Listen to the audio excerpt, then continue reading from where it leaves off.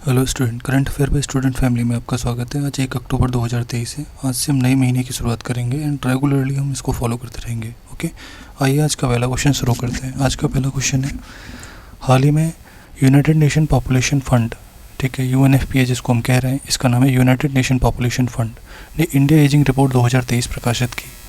इस रिपोर्ट की खास बात ये थी कि इसके अनुसार भारत के किस राज्य की महिलाओं के अंदर जीवन प्रत्याशा सर्वाधिक देखी गई है। जीवन प्रत्याशा का मतलब है कि वो कितना जीती हैं, लाइफ एक्सपेक्टेंसी, ठीक है, वो कितना जी रही हैं उसके बारे में है, लाइफ एक्सपेक्टेंसी। ओके, तो इसके बारे में सबसे ज़्यादा इसका आंसर है हिमाचल प्रदेश की महिलाएं भारत में सबसे ज़्यादा जीती हैं।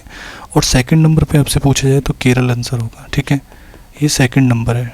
ओके, और देखो ये जो इंडिया एजिंग रिपोर्ट आई थी, ये बेसिकली किस संगठन के द्वारा, भारत के एक संगठन के द्वारा मिलकर जारी की गई थी। उस संगठन का नाम था IIPS, ठीक है।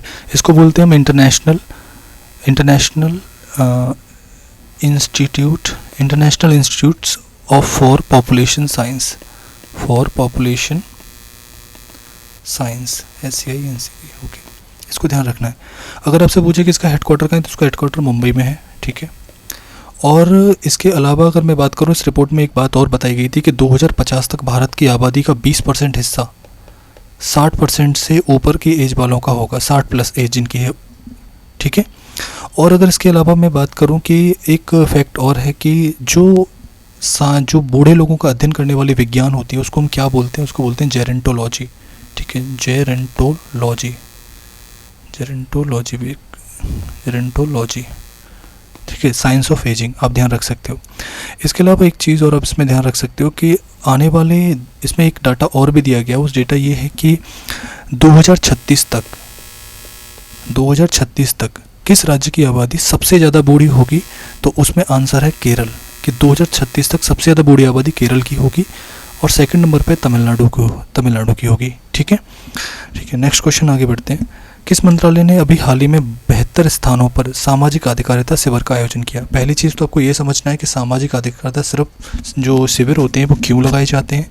तो सबसे पहली चीज़ कि ये लगाता कौन है, इसके बारे में एक सिंपल आंसर है कि मिनिस्ट्री ऑफ सोशल जस्टिस, यानी कि सामाजिक न्याय और अधिकारिता मंत्रालय, मिनिस्ट्री ऑफ सोशल जस्टिस इसको लगाता है। क्यों लगाता है, इसका रीज़न ये है कि जो विकलांग लोग होते हैं उनके पास व्हील चेयर नहीं होती, किसी के पास चश्मा नहीं होता, किसी को आंखों से नहीं दिख सकते, किसी का एक हाथ कटा रहता है, तो उसको आर्टिफिशियल हैंड, किसी को चश्मा देना, किसी की आंखों का इलाज करवाना, किसी को व्हील चेयर देना, तो ये सब देने के लिए अधिकारिता सिर्फ जो शिविर होते हैं वो लगाए जाते हैं, ठीक है। और इसका जो किस योजना के तहत इनको लगाया जा रहा है, तो 2017 में एक भारत सरकार की योजना आई थी। उस योजना का नाम था राष्ट्रीय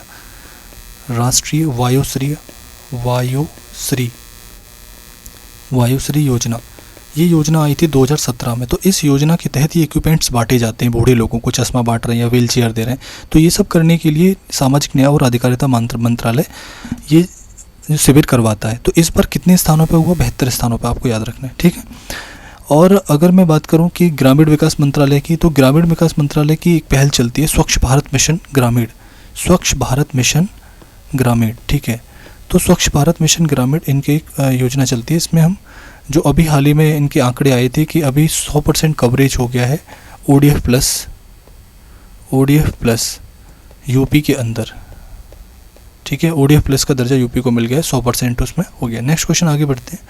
हाल ही में भारत सरकार का पहला अर्बन शिफ्ट फोरम 2023, देखो अर्बन शिफ्ट फोरम जो है उसका आयोजन किस संगठन के द्वारा किया गया, इसका आंसर जो होगा बेसिकली वो होगा यूनाइटेड नेशन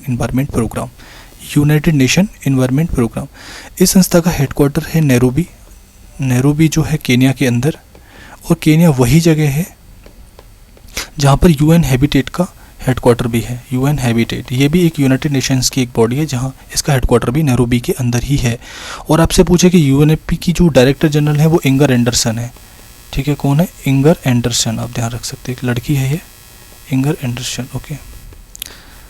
नेक्स्ट, और इसके अलावा अगर मैं बात करूं कि जो यूनिप होता है, जो ये फोरम होता है, अर्बन शिफ्ट फोरम जो होता है, बेसिकली इसको फंड कौन कर रहा है चलाने के लिए, इसको फंड करता है ग्लोबल इन्वायरमेंटल फैसिलिटी, ठीक है।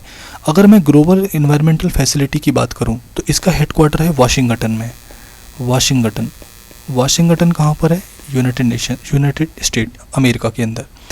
और इसकी स्थापना हुई थी GEF की 1992 में, जब अर्थ समिट हुआ था 1992 का। तो अर्थ समिट के दौरान इसकी स्थापना ग्लोबल एनवायरमेंटल फैसिलिटी की भी हुई थी।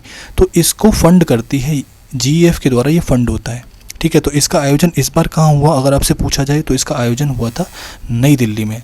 ये क्वेश्चन आएगा कि इसका आयोजन वर्ष 2023 का जो आयोजन हुआ था, पहला अर्बन स्विफ्ट फोरम भारत में हुआ, पहली बार भारत का पहला है। तो इसका आंसर है न्यू दिल्ली, कि न्यू दिल्ली के अंदर हुआ ये, ठीक है, नई दिल्ली में ये हुआ। इसके अलावा मैं आपको बता दूं, जैसे मैंने अभी आपको बताया कि अर्थ समिट जो था बेसिकली जो 1992 में हुआ था, तो उस अर्थ समिट में ये बना था, क्या बना था, GEF, ठीक है। तो अर्थ समिट में क्या बना था, GEF बना था। तो अर्थ समिट जो 1992 का था, इस अर्थ समिट में एक संगठन और भी बना था, UNFCCC, और एक बना था UNCCD, और एक और बना था, उसको बोलते हैं एजेंडा 21। ये भी बने थे। एजेंडा 21 किसके लिए होता है, सतत विकास के लिए, और UNCCD मतलब यूनाइटेड नेशन कॉम्बैक्ट डेजर्टिफिकेशन, यानी कि ये मरुस्थलीकरण से रोकथाम के लिए होता है, ठीक है।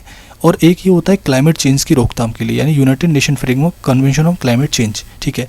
अभी इसकी बैठक होनी है COP 28, ये कहाँ पर होनी है, ये होगी दुबई के अंदर, ठीक है। और इसकी बैठक अभी होनी थी सऊदी अरबिया में, बट सऊदी अरबिया अब ये सऊदी अरबिया में नहीं होगी, आगे बता दूंगा जब होगी, ठीक है। ये आपको ध्यान रखना है इसके बारे में। और यहाँ पे मैंने आपको बताया UN हैबिटेट का हेडक्वार्टर भी नैरोबी केन्या में ही है।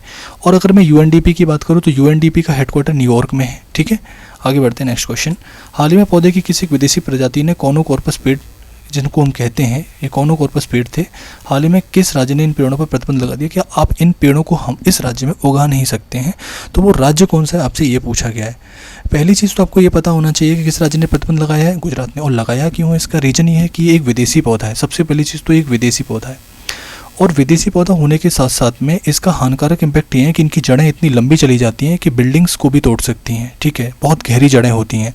साथ में जो स्थानिक पौधे होते हैं, जो हमारे देसी प्रजाति के पौधे हैं, उनके लिए भी ये खतरा है, ठीक है। और इससे एक एलर्जिक संबंध पोलन्स निकलते हैं जो एलर्जी करते हैं, ठीक है। तो इस वजह से होता है। और ये एक प्रकार का मैंग्रोव पेड़ है, एक प्रकार का ये मैंग्रोव पेड़ है, ठीक है। अगर आपसे पूछा कि सबसे बड़े मैंग्रोव कहाँ पाए जाते हैं तो सुंदरबन, और आपसे पूछे सुंदरबन कहाँ पाए जाते हैं तो सुंदरबन पाए जाते हैं वेस्ट बंगाल में, और कुछ हिस्सा इनका बांग्लादेश में भी पाया जाता है। ये सुंदरबन क्यों कहलाते हैं, क्योंकि यहाँ पे सुंदरी के वृक्ष पाए जाते हैं, इसलिए इनको सुंदरबन कहा जाता है।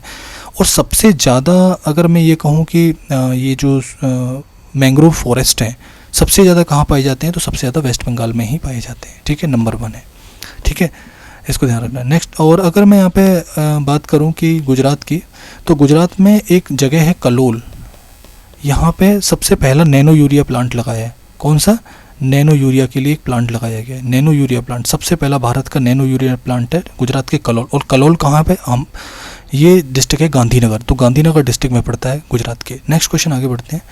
किस भारतीय फिल्म को 96 में ऑस्कर अकेडमी अवार्ड के लिए नामांकित किया गया है? भारत की फिल्म में 96 ऑस्कर में जाएगी, इसके लिए नामांकन इसको मिला है। तो ये भारत की कौन सी फिल्म है? Everyone is the hero, everyone is hero 2018। Basically क्यों, क्या संबंध है? ये एक मलयालम फिल्म है, पहली चीज़ तो आपको ध्यान रखना है, ये मलयालम फिल्म है। और दूसरी चीज़ के बारे में ये आपको पता होनी चाहिए कि 2018 में जो केरल में बाढ़ आई थी उस पर बेस्ड स्टोरी है ये, ठीक है। 2018 में जो बाढ़ आई थी उस पर बेस्ड स्टोरी है। और जो 95th ऑस्कर हुए थे उसमें भारत को 2 अवार्ड मिले थे। पहला अवार्ड मिला था बेस्ट डॉक्यूमेंट्री के लिए, और बेस्ट डॉक्यूमेंट्री कौन सी? The elephant विस्परस। क्या थी? द एलिफेंट विस्परस, उसके बारे में आपको ध्यान रखना है।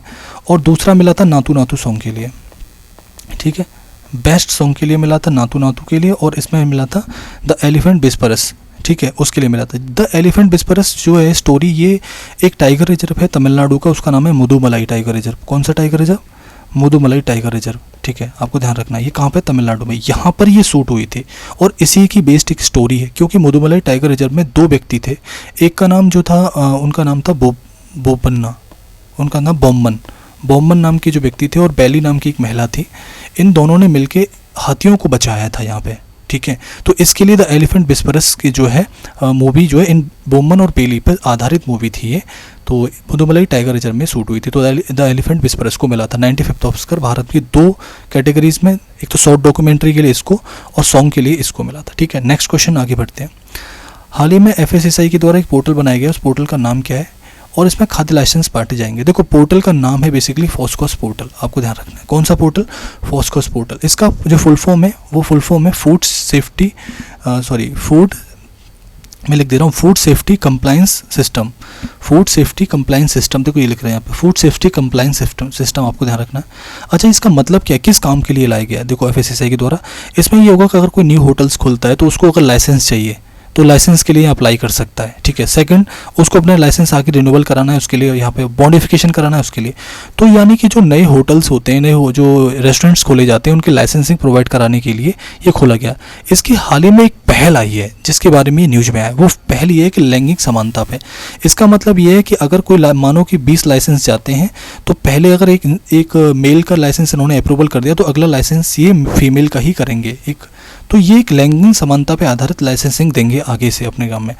और इसके अलावा FSSAI क्यों न्यूज में था, अगर मैं इस पे बात करूं तो FSSAI का एक इंडेक्स आता है फूड सेफ्टी इंडेक्स। कौन सा? Food safety index. इसमें टॉप किसने किया? तो केरल ने टॉप किया, आपको ये ध्यान रखना है।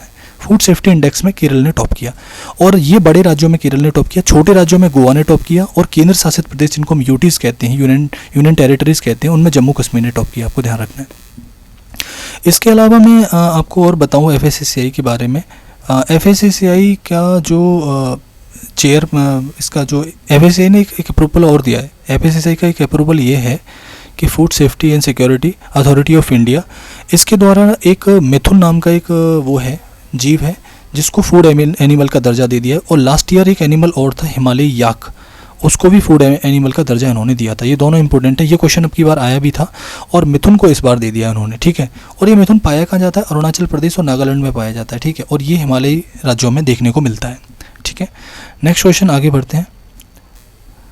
हाल ही में खबरों में रहा एक सरना धार्मिक कोड है, तो ये किस राज्य से संबंधित है? झारखंड राज्य से संबंधित है। झारखंड राज्य चाहता है, केंद्र सरकार से उन्होंने राय मांगी है कि आप इसको बेसिकली इस कोड को मान्यता दे दो, तो इसके लिए सरना धार्मिक कोड है। देखो सरना धार्मिक कोड के बारे में सबसे विशेष बात यह है कि ये जो कोड है, यहाँ के जो लोग हैं झारखंड के, इसमें ये लोग नेचर की पूजा करते हैं, किसी भगवान या किसी मूर्ति की पूजा नहीं करते। ये पेड़ पौधों की पूजा करेंगे, वाटर की पूजा करेंगे, ठीक है। और इसके अलावा वहाँ पे पाई जाने वाली जो बायोडाइवर्सिटी बढ़ाने वाली जो चीज़ें होती हैं उनकी ये पूजा करते हैं।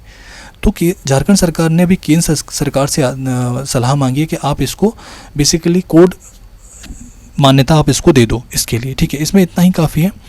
और इसके अलावा झारखंड में अभी हाल ही में कोई न्यूज़ में हो, हाँ, छत्तीसगढ़ में एक गुरु घासीदास नया टाइगर रिजर्व बना है, ठीक है। और बिहार में वाल्मीकि टाइगर रिजर्व है। और उड़ीसा के अंदर अगर मैं बात करूं तो उड़ीसा में एक लेक पाई जाती है, चिल्का लेक, जो भारत की सबसे बड़ी खारे पानी की लेक है, ठीक है। नेक्स्ट क्वेश्चन आगे बढ़ते हैं। चुनावी प्रबंधन और प्रशासन के लिए हाल ही में भारत सरकार ने किस देश के साथ समझौता ज्ञापन पर हस्ताक्षर किया है? देखो अभी हाल ही में जो हस्ताक्षर किया गया वो है सेशल्स के साथ में। अब ये सेशल्स के साथ में करना क्या चाहते हैं, यहाँ पे जो इलेक्शन मैनेजमेंट होंगे और यहाँ का जो एडमिनिस्ट्रेशन होगा, आपस में इन पे ये सहमतियाँ, आपस में कोई भी अगर इनके कोई भी सुधार आते हैं, रिफॉर्म्स आते हैं, तो उनको साझा करेंगे चुनावी प्रबंधन और प्रशासन को लेकर। सेशल्स के बारे में मैं आपको बताता हूँ कि यहाँ पर एक इसकी जो कैपिटल है उसका नाम है विक्टोरिया। सेकंड चीज़ सेशल्स के बारे में ये है कि सेशल्स ने भारत सरकार को, देखो इस जगह पर, यहाँ पर एक आइलैंड है बेसिकली जो मैं बता रहा हूँ आपको, इस जगह पर एक आइलैंड अवस्थित है, इस जगह पर, यहाँ पर, उस आइलैंड का नाम है अजमसन। अजमसन, अगर मैं 1 मिनट रुक जाऊँ, मैं लिखता हूँ, यहाँ पर एक आइलैंड है, इस जगह पर, यहाँ पर एक आइलैंड है, उसका नाम है अजमसन। अजमसन, आप इसको नोट कर लीजिएगा, अजमसन आइलैंड। ये भारत सरकार को दिया है, इन्होंने गिफ्ट किया है। सेशल्स ने भारत सरकार को कौन सा आइलैंड गिफ्ट किया है? अजमसन आइलैंड को अभी हाल ही में भारत सरकार को इन्होंने गिफ्ट किया है। इसके बारे में भी आपको पता होना चाहिए। और सेकंड चीज़ आपको बताता हूँ इजिप्ट के बारे में। यहाँ पे इजिप्ट लिख रहा है, इजिप्ट के अंदर शर्म शेख है जहाँ पर COP 27 हुआ था, किसका? UNFCCC का, UNFCCC का। और COP 28 कहाँ होगा? दुबई में होगा। और इजिप्ट के बारे में मैं आपको एक चीज़ और बता देता हूँ, इजिप्ट ने अभी हाल ही में एक स्क्वैश वर्ल्ड कप हुआ था, स्क्वैश वर्ल्ड कप जो चेन्नई में हुआ था, इसको जीत लिया है। किसको हराया? मलेशिया को फाइनल में हरा के स्क्वैश वर्ल्ड कप इन्होंने जीत लिया है। इजिप्ट के अंदर एक नदी, नील नदी बहती है, नील नदी, और इजिप्ट की राजधानी कैरो जो नील नदी के किनारे पर अवस्थित है। ठीक है, नेक्स्ट क्वेश्चन आगे बढ़ते हैं। हाल ही में उद्योग और वाणिज्य मंत्रालय की योजना है मार्केट डेवलपमेंट असिस्टेंस स्कीम के तहत किसानों को प्रति मीट्रिक कितनी सब्सिडी दी जाएगी। अभी जो ministry of commerce and industry की एक योजना है market development assistance scheme, market development assistance scheme, ये किसकी है? Ministry of commerce and industry की योजना है, वाणिज्य मंत्रालय की योजना है। तो इसके तहत करना क्या ये चाहते हैं बेसिकली, देखो इसके तहत सब्सिडी कितनी मिलनी है वो मैं आपको पहले बता दे रहा हूँ। 1500 रुपये की सब्सिडी मिलेगी प्रति मीट्रिक टन। इसमें करना क्या चाहते हैं कि भारत सरकार की एक योजना आई थी, उसका नाम था गोवर्धन योजना, गोवर्धन योजना। ठीक है, मैं नेक्स्ट पेज ले लेता हूँ, वेट। भारत सरकार की एक योजना आई थी, उसका नाम था गोवर्धन योजना। ठीक है, कौन सी? गोवर्धन। अब ये गोवर्धन योजना आई कब थी? 1 फरवरी 2018 में ये आई थी। ठीक है, इसमें होना क्या था कि भारत सरकार क्या चाहती थी कि बायोगैस प्लांट लगाना चाहती थी, बायोगैस प्लांट। और ये बायोगैस प्लांट जो होंगे इनमें बायोगैस बनेगी और साथ में ऑर्गेनिक फर्टिलाइज़र बनेगा। कौन सा? ऑर्गेनिक फर्टिलाइज़र, जो खाद है। ठीक है, ऑर्गेनिक खाद बनेगा। 2 काम इसमें होने थे, बायोगैस प्लांट बनना था। इसमें 2 तरह के प्लांट बनने थे, एक बायोगैस प्लांट बनने थे और एक कंप्रेस्ड बायोगैस प्लांट बनने थे। 2 तरह के बायोगैस प्लांट इसमें बनने थे और ऑर्गेनिक फर्टिलाइज़र। बेसिकली होता क्या था कि इस प्लांट से जो ऑर्गेनिक फर्टिलाइज़र निकलता है, इस फर्टिलाइज़र की फाइनली मार्केटिंग कौन करेगा? भाई मार्केटिंग भी तो होनी चाहिए ना, तभी तो ऑर्गेनिक फर्टिलाइज़र को बेचा जा सकता है। तो इसकी मार्केटिंग के लिए हाल ही में सरकार ने एक स्कीम लॉन्च की, उसका नाम था मार्केट डेवलपमेंट असिस्टेंस स्कीम, जो मैंने आपको भी बताया। ठीक है, तो इस स्कीम के तहत जो निकला गोबर का खाद है, इसको हम ऑर्गेनिक फर्टिलाइज़र कह रहे हैं, उसकी मार्केटिंग करी जाएगी। फाइनली ये करेगा क्या? इसके लिए अभी हाल ही में 1451.82 करोड़ रुपए का बजट लॉन्च किया गया है। कितना? इतना। और साथ में इसकी मार्केटिंग के लिए करेगा क्या ये कि अगर कोई किसान ऑर्गेनिक खाद इस योजना के तहत खरीद रहा है तो उसको 1500 रुपये प्रति मीट्रिक टन पे सब्सिडी दे देगा ये, कि भाई आप इसको खरीदो, हम उसको पैसे भी देंगे आपको अलग से। तो ये ऑर्गेनिक खाद के लिए अगर कोई किसान खरीदता है तो 1500 रुपये और भी देगा। फाइनली आपको ध्यान रखना है। और अभी एक गोवर्धन योजना के लिए एक सरकार ने एक अभी घोषणा और करी थी, फाइनेंशियल 2023-24 जो बजट आया था उसमें, 24 वाला जो हमारा 23-24 का बजट है, इस बजट में घोषणा ये हुई थी कि इसके तहत 2 तरह के प्लांट बनाए जाएंगे। 500 टोटल प्लांट बनेंगे, 500 में से 300 जो होंगे वो कम्युनिटी बेस्ड प्लांट्स होंगे। ठीक है, क्लस्टर बेस्ड प्लांट होंगे, और 200 जो होंगे वो कम्युनिटी बेस्ड प्लांट होंगे, बायोगैस प्लांट 2 तरह के। आपको ये भी ध्यान रखना है। देखो भारत सरकार ऐसा क्यों कर रही है, इसके बारे में मैं आपको बताता हूँ कि भारत सरकार एक योजना चलाती है, उस योजना का नाम है पीएम प्रणाम। और पीएम प्रणाम योजना यही है कि किसी भी तरह से जो यूरिया के लिए सब्सिडी भारत सरकार देती है वो कैसे भी कम हो। अभी हाल ही में भारत सरकार ने घोषणा करी है कि वो अगले 3 साल में, फाइनेंशियल ईयर 2024 से लेकर 2026 तक, इन 3 साल में बेसिकली वो तकरीबन 3.68 लाख करोड़ रुपए की यूरिया सब्सिडी देगी। और यूरिया सब्सिडी देगी तो इसको यूरिया सब्सिडी को कम करने के लिए एक योजना ला दी इन्होंने, पीएम प्रणाम। ठीक है, अब पीएम प्रणाम के तहत यही है कि अगर कोई राज्य यूरिया सब्सिडी को बचाता है तो उसका 50% उसको वापस कर दिया जाएगा। ठीक है, इससे यूरिया सब्सिडी को बचाना है। हम यूरिया में कब तक आत्मनिर्भर बनना चाहते हैं? 2025-26 तक। और इसके लिए भारत सरकार 8 नैनो यूरिया प्लांट लगा रही है, जिनमें से पहला प्लांट जो है वो कलोल डिस्ट्रिक्ट में लग गया, गुजरात के गांधीनगर डिस्ट्रिक्ट में। ठीक है, और इसके अलावा मैं आपको एक चीज़ और बताता हूँ कि भारत सरकार एक नया सल्फर कोटेड यूरिया ला रही है। सल्फर कोटेड यूरिया भी लॉन्च किया गया। सल्फर का उस पर ये यूरिया का दाना है, इस पर सल्फर का लेप होगा।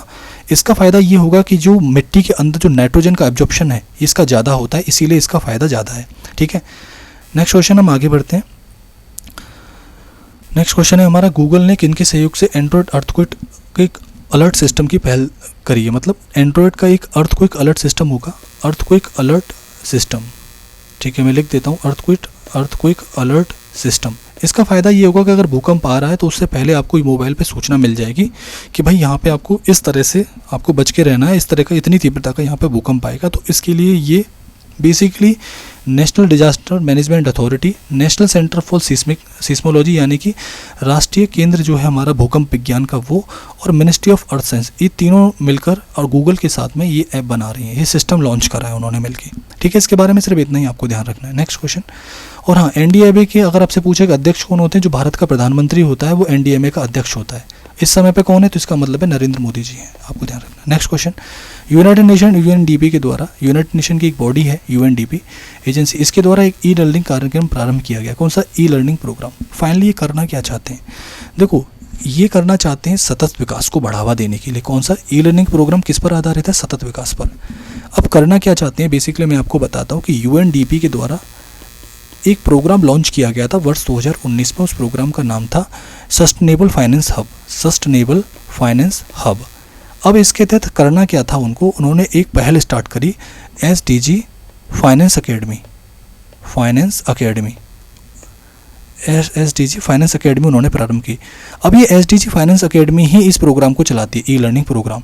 फाइनली ये करना क्या चाहती हैं ई लर्निंग प्रोग्राम के तहत? पर करना ये चाहते हैं कि लोगों के अंदर, अगर हमें पॉवर्टी को ख़त्म करना है, रिड्यूस्ड पॉवर्टी, ठीक है, गरीबी को ख़त्म करना है, जो SDG 1 है ना हमारे जो SDG के 15 टारगेट हैं, ठीक है, उनमें से जो SDG 1 है वो है रिड्यूस पॉवर्टी।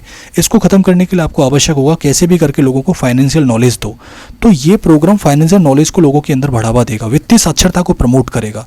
तो इसके लिए वित्तीय साक्षरता को प्रमोट करने के लिए ये सतत विकास तभी हो सकता है जब हम वित्तीय साक्षरता को लोगों में प्रमोट करें, फाइनेंशियल इंक्लूजन को बढ़ावा दें। तो ये पहल इस पर आधारित है। नेक्स्ट क्वेश्चन आगे बढ़ते हैं। मानस मिस्टीरिया नामक एक प्रजाति की खोज हुई है। ये देखो, माइनस मिस्टीरिया प्रजाति जो है पेंगोलिन की प्रजाति है। आप पेंगोलिन देख रहे हैं, ये पेंगोलिन की अब 9 प्रजातियां पूरे विश्व में पाई जाती है। तो 9वीं कौन सी है? 9वीं का नाम है, ये 9वीं है, आपको ध्यान रखना है, 9वीं प्रजाति है। और पेंगोलिन के बारे में एक सबसे अहम कथन ये है कि ये एक स्तनधारी जीव होता है। सबसे पहली चीज़ तो मैमल्स है, स्तनधारी है, ठीक है, आपको ध्यान रखना है। और साथ में इसके बारे में बाहर विश्व के अंदर अगर सबसे ज़्यादा किसी का इलीगल व्यापार होता है, ट्रैफिकिंग होती है, अवैध व्यापार होता है, तो वो होता है पेंगोलिन का। आपको इसके बारे में ध्यान। और इस खोज अभी हुई कहाँ पे आपसे पूछे तो हांगकांग एक जगह, हांगकांग आप ध्यान रख सकते हो, वहाँ पर इसकी अभी हाल ही में खोज हुई है। ठीक है, ठीक है, thank you so much guys. अगर आपको ये वीडियो पसंद आता है तो keep share and like please. Thank